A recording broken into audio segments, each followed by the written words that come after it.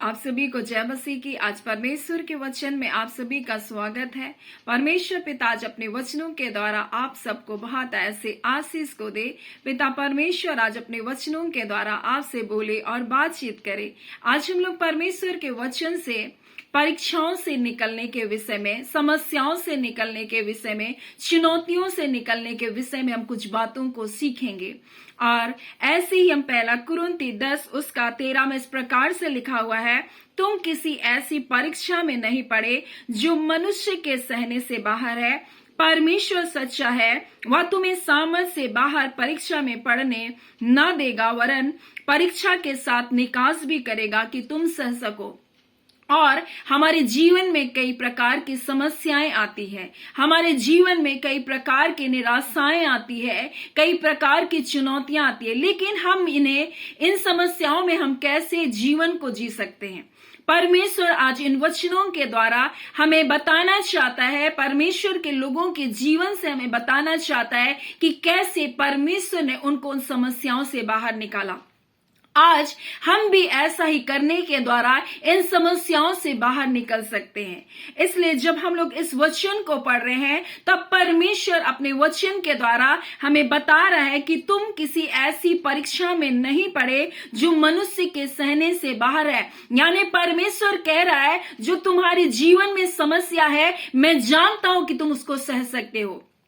परमेश्वर जानता है कि आप इन समस्याओं से ऊपर उठ सकते हो, इसलिए परमेश्वर आपको इन समस्याओं में डाला। परमेश्वर यहाँ आपके जीवन में परमेश्वर के प्रति विश्वास योग्यता को देखना चाहता है। परमेश्वर इन समस्याओं के बीच में आपके ध्यान को देखना चाहता है। परमेश्वर इन समस्याओं के बीच में आपके मन को देखना चाहता है। परमेश्वर इन समस्याओं के बीच में आपके चाल चलन को देखना चाहता है कि आप कैसा व्यवहार कर रहे हैं, आप कैसे चाल को चल रहे हैं, आप लोगों के साथ कैसा बर्ताव कर रहे हैं, आप कैसा जीवन को जी रहे हैं। परमेश्वर इन परीक्षाओं में आपके जीवन को क्या कर रहा है, देख रहा है। इसलिए परमेश्वर का वचन कहता है, तुम किसी ऐसी परीक्षा में ना पड़े हो जिसे तुम सह नहीं सकते। परमेश्वर सच्चा है, वह तुमको सामर्थ से बाहर परीक्षा में नहीं पड़ने देगा, वरन परीक्षा के साथ वो तुम्हारा निकास भी करेगा कि तुम क्या कर सको, सह सको। आज मनुष्य जब समस्याओं से होकर गुजरता है तो हार मान जाता है। वो कहता है बस अब कुछ नहीं कर सकता, अब मैं हार चुका हूं, लोग ऐसा कहते हैं।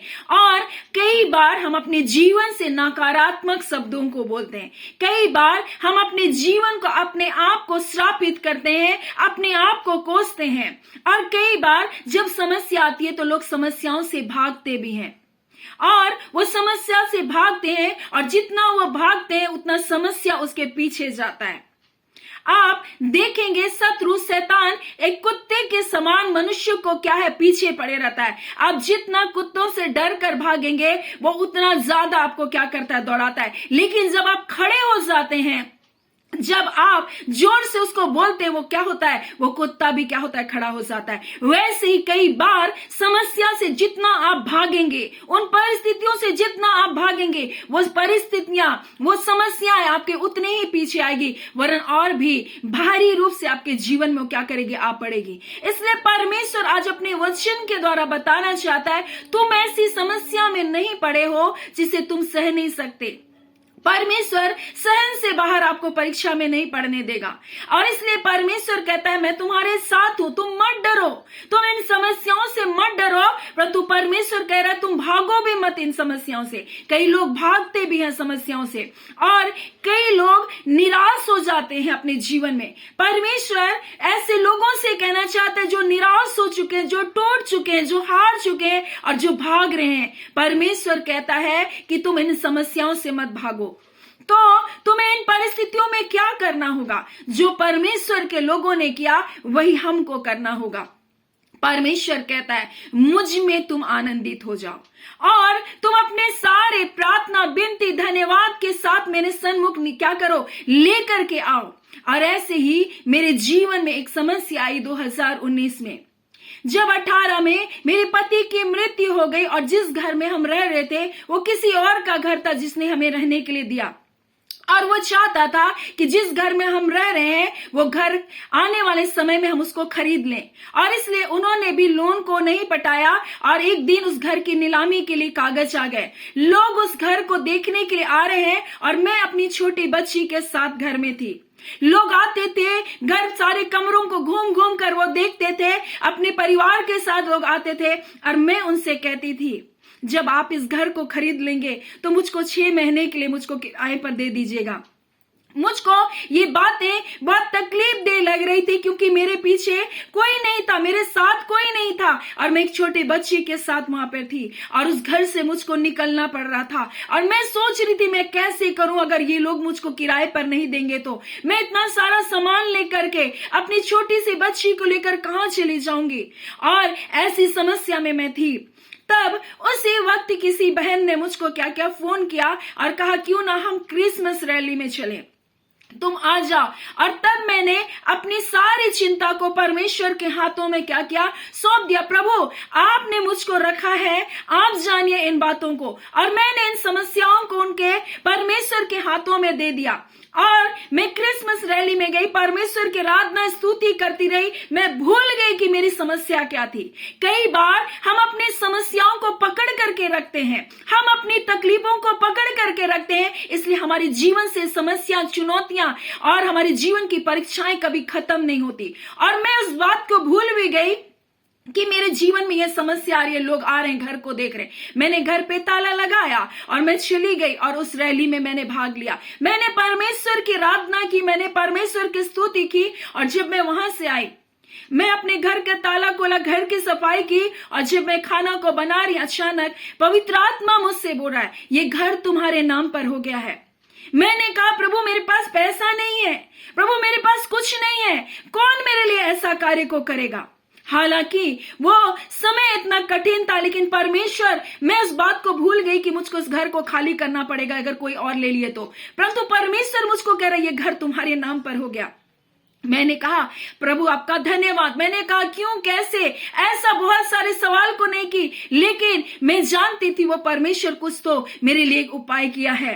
और मैं इस बात के लिए धन्यवाद दी। अगले कुछ घंटों के अंदर एक फोन आया, और जिस व्यक्ति का वो घर था उसने कहा, बेटा मैंने ये घर को तुम्हारे नाम पर कर दिया है। हालांकि उस घर का आज तक पैसा मैंने नहीं दिया, क्योंकि मेरे पास इतना पैसा नहीं था कि मैं उस घर को ले सकूं। लेकिन मैंने इस बात को जाना, परमेश्वर ने उस दिन उस घर को मेरे नाम पर कर दिया। और मैंने इस बात को जाना कि वो घर जिसमें मैं 6 महीने रहने के लिए लोगों से गुहार को लगा रही थी, वो घर आज भी मेरे नाम पर है। हाँ, वो परमेश्वर महान है। कई बार हम अपनी समस्याओं को इतना बड़ा बना देते हैं, हम अपनी चुनौतियों को इतना बड़ा बना देते हैं, जबकि हमको अपने सारे बोझ को परमेश्वर के ऊपर डालकर हमको धन्यवादी बना रहना चाहिए। यही काम पौलुस और सिलास ने किया जब वो बंदीगृह में बंद थे, और वो बंदीगृह में संकलों से बंधे हुए थे, एक काल कोठरी में थे जो संकुचित था, दुर्गंध से भरा था, लेकिन वो स्तुति कर रहे थे और आराधना करते हुए परमेश्वर का वचन को प्रचार कर रहे थे, प्रार्थना कर रहे थे। वो आराधना करते करते परमेश्वर के वचन को बोल रहे थे, और वो परमेश्वर के आराधना स्तुति करते हुए प्रार्थना कर रहे थे। वैसे ही परमेश्वर आज अपने जीवन से चाहता है कि आप आराधना करने वाले बने। जब हम लोग देखते हैं यहोशापात के जीवन में समस्या आई, राजाओं ने उनको घेर करके उसके विरुद्ध में एकाक करके उससे युद्ध करने के लिए आए। उसने अपनी प्रजा से सम्मति को लिया और उसने क्या किया, अपने लोगों से कहा, सबसे पहले हथियार ढोने वालों से भी पहले तुम क्या करो, स्तुति करने वालों को आगे नियुक्त करो। और पवित्रताई से शोभायमान होकर स्तुति करने वाले आगे चलते रहे। और ऐसी जब वो स्तुति कर रहे थे, यहोवा भला है, उसकी करुणा सदा की है, वह समस्या लाने वाले वो शत्रु अपने आप खत्म होते चले गए। वैसे ही परमेश्वर आज अपने लोगों से कहना चाहता है, समस्याएं बड़ी है, परीक्षाएं बड़ी है, परमेश्वर ऐसी समस्या को नहीं ला पाता अगर आप उसको सह नहीं पाते। परमेश्वर आपकी योग्यता को जानता है, परमेश्वर आपकी सामर्थ्य को जानता है कि आप इन समस्याओं से उबर सकते हैं। इसलिए परमेश्वर आपके जीवन में इन समस्याओं को लेकर आया ताकि आप इन परीक्षाओं के ऊपर क्या पाए, जय पाए, और परमेश्वर आपके जीवन से अपने नाम की महिमा को ले सके। इसीलिए परमेश्वर इन परीक्षाओं को आपके जीवन में लाया, इन दबाव को आपके जीवन में लेकर आया, ताकि इस समय आप क्या करें, परमेश्वर के उस प्रेम को आप समझ सके, आप धन्यवादी बन सके, आप समस्याओं में आनंदित रहना सीखें। जैसे आप आनंदित रहना सीखेंगे, आप तभी जय को पाएंगे। परमेश्वर चाहता है कि आप आनंदित रहना सीखें। इसलिए फिलिप्पी 4:4 में कहता है, प्रभु में सदा आनंदित रहो। आपको आनंदित करने के लिए आपकी समस्या नहीं बदलेगी, आपको आनंदित करने के लिए लोग नहीं आएंगे, आपको स्वयं परमेश्वर की उपस्थिति में एक आनंद का जीवन को व्यतीत करना होगा। आपको सीखना होगा अपने जीवन से कि प्रभु समस्याएं हैं, कोई बात नहीं, लेकिन तू समस्याओं से बड़ा परमेश्वर है, तू महान परमेश्वर है, तू आदर के योग्य परमेश्वर है, तू जय को देने वाला परमेश्वर है। और ऐसे ही परमेश्वर ने इजरायलियों को सिखाया, इजरायलियों को बताया। जब वो लोग यरीहो के शहर पनाह के चारों ओर, परमेश्वर ने कहा प्रतिदिन अपने मुंह को बंद करके एक चक्कर को लगाना। और वो पहले दिन जब घूमे होंगे, उनको लगा होगा ये यरीहो की शहर पनाह बहुत बड़ी है, लेकिन मुंह से नहीं बोले। और उनके आगे भी ऐसा था कि याजक लोग सबसे पहले नरसिंगा को फूंकने वाले लोगों को क्या क्या नियुक्त किया। उसके पीछे वाचा का संदूक था, वहां पर लोग जयकार नहीं कर रहे थे, लेकिन नरसिंगा फूका जा रहा था। वो 6 दिन उसी प्रकार से लोग घूम रहे थे। और पहले दिन तो उनको लगा ये शहरपनाह बहुत बड़ी है, दूसरे दिन भी सोचा होगा शहरपनाह बहुत बड़ी है, तीसरे दिन भी सोचा होगा शहरपनाह बड़ी है, लेकिन घूमते घूमते उनको ऐसा लगने लगा अरे परमेश्वर हमारे साथ है, ये समस्या कुछ भी नहीं। क्योंकि हम समस्याओं से दूर भागते हैं, इसीलिए समस्याएं हमारे पीछे आती है, लेकिन ये समस्या के चारों ओर बड़े आराम से घूम रहे थे।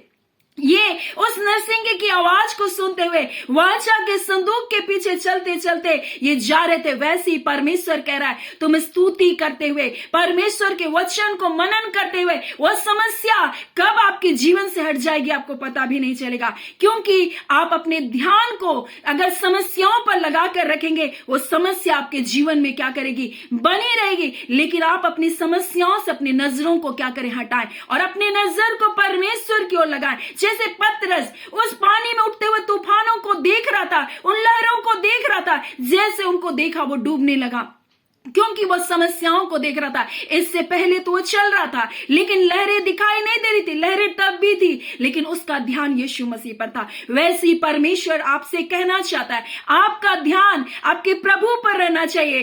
प्रभु में सदा आनंदित रहो। आपका परमेश्वर है, आपको जीवन करने के लिए वो है, आपको छुटकारा देने के लिए है, आपकी समस्याओं के ऊपर आपको विजय जीवन जीने देने के लिए वो अपने बेटे यीशु मसीह को आपको दिया। और वो कहता है मसीह यीशु में हम जीवन से बढ़कर कोई समस्या इतनी बड़ी नहीं, कोई तकलीफें इतनी बड़ी नहीं जो आपके जीवन में आप पर हावी हो सके, बजाय कि आप उन समस्याओं से प्यार न करने लगे। कई बार हम समस्याओं से प्यार करने लगते हैं, और यही मपीबोसेत करने लगा। मपीबोसेत के बारे में पिछले समय में हमने परमेश्वर के वचन से हमने सीखा, और दाऊद तो उसे परमेश्वर की सी प्रीति को दिखाया। अपने मेज पर उसको भोजन करने के लिए प्रतिदिन बैठाता था। वो पांव से पंगु था, लेकिन प्रतिदिन उसके लिए वो अच्छा भोजन को राजा देता था, प्रतिदिन उसके साथ व्यवहार को वो करता था। लेकिन एक समस्या आई दाऊद के जीवन में, जब उसका बेटा अबशालोम उसके विरोध में खड़ा हो गया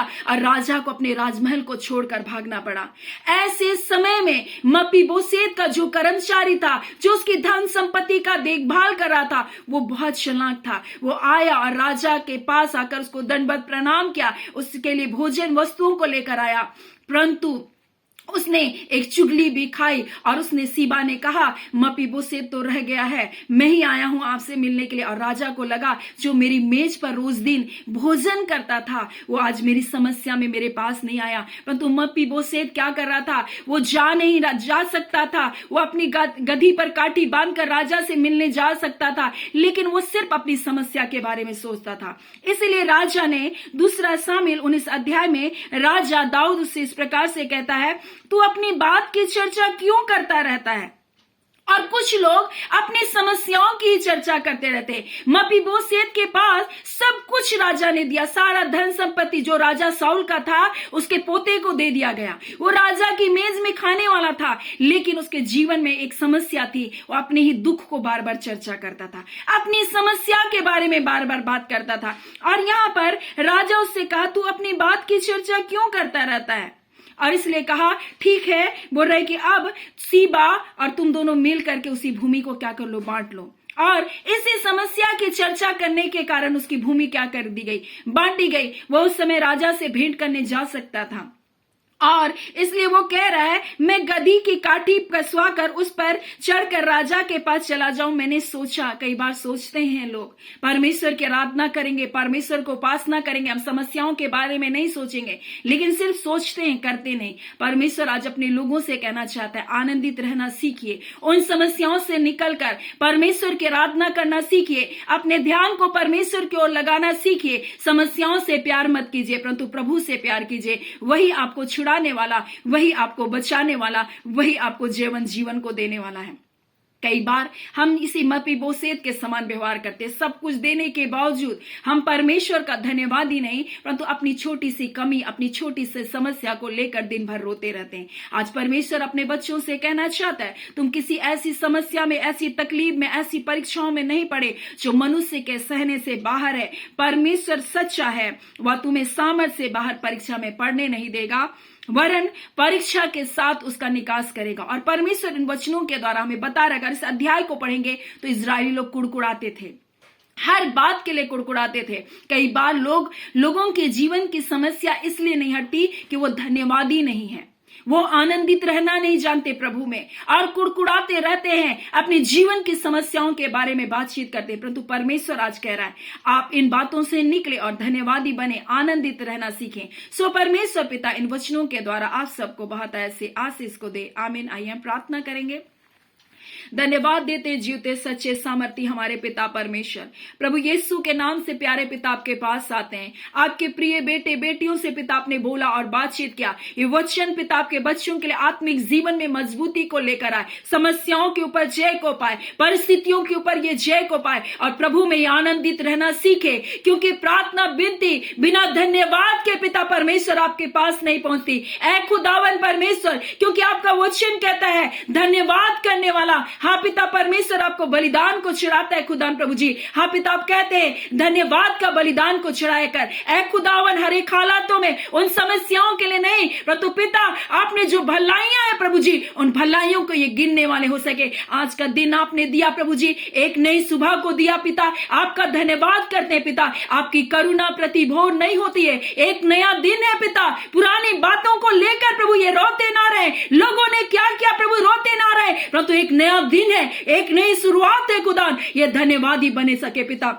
अपने तमाम बातों के लिए पिता धन्यवाद दे सके पिता, उन छोटी छोटी बातों को, उन छोटी छोटी आशीषों को जो आपने इन्हें दिया, धन्यवादी बन सके। खुदावन परमेश्वर जितने रोग दुख बीमारी में यीशु के नाम से चंगे किए जाए, क्योंकि यीशु अपने मूल्य को चुका दिया। ये धन्यवादी बने और कहने लगे हाँ यीशु आपने मेरे लिए कोड़े की मार सही, मैं आपका धन्यवाद करता हूँ, मैं चंगा हो चुका हूँ। ओ पिता ये धन्यवाद देने वाले बन सके अपने बीमारी के बिछौने में, जैसे जैसे ये वचन को बोलते हुए धन्यवाद करेंगे ये बंधन टूटता चला जाएगा। खुदावन अपने लोगों को इन वचनों के द्वारा आप छुटकारे को दे रहे, चंगाइयों को दे रहे, समस्याओं से बाहर निकाल रहे। आपका धन्यवाद करते हैं, हम आपको सारी आदर महिमा देते हैं। आपके बेटे यीशु के कारण प्रभु हमें जीवन से बढ़कर जीवन दे दिया पिता, आपका धन्यवाद करते हैं। सारी आदर महिमा केवल और केवल आपको देते हैं प्यारे पिता। हम प्रार्थना करते हैं जितने लोग पिता हाँ इस समय परमेश्वर कई प्रकार के डिप्रेशन जैसी बातों में है, इसी घड़ी आपकी शांति,